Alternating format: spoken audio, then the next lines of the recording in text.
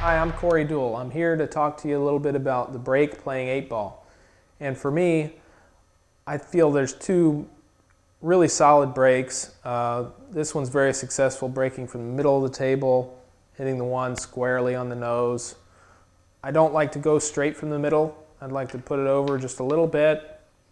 And you want to hit it with, the best players in the world hit it with enough force that the cue ball will jump back and then stop. That's I see a lot of guys winning big 8-ball tournaments with that break.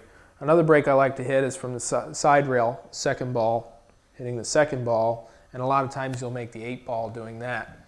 And I usually make quite a few balls on that break also.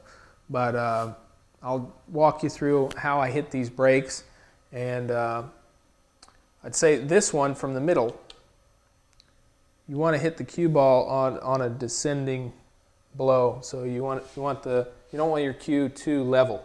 You'd like it a little bit, get your bridge up a little higher, and I try and hit just above center, trying to hit the one straight on the nose. And when I come through on this break, I try and get the tip to hit the cloth. So I hit it like that. You notice when my stroke comes through that as I come all the way through, my hand comes up, which drives the tip down. So that'll give you a little pop.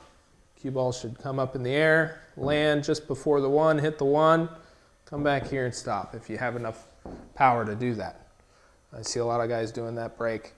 That's a good one. The second ball break, you don't want to do the same stroke, because if you do, you're just going to pop the cue ball off the table and you'll be chasing it and hoping somebody gives it back to you. So you don't want to do that over here. On this one, I'll hit it with a little bit of bottom spin. Try and hit the 7 as fully as I can, sending the cue ball into the rail. And I get pretty good results with both of those breaks. Just depends on the table. Switch it up, and if either one of those aren't working, you can just keep moving around the table. Another way from the middle is to play off the back rail, where you're bridging.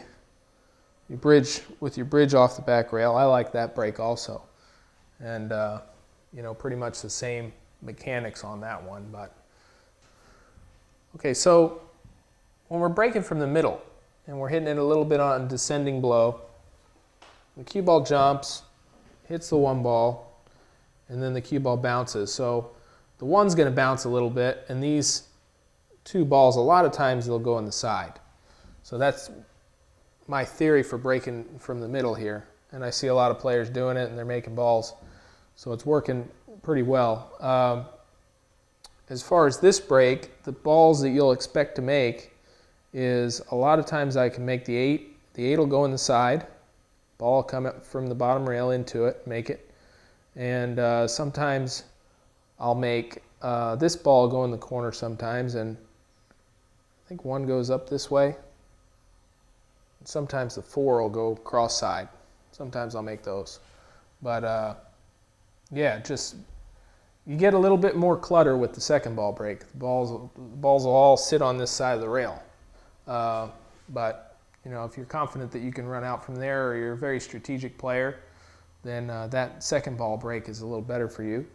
If you're more not into the safeties and you just want open runouts, go for the middle break, I would say. So those are the things that I look for. Another thing is if the table's real slow, I would go more with the second ball break, because the middle table break, the balls need to roll around the table to go in from the middle.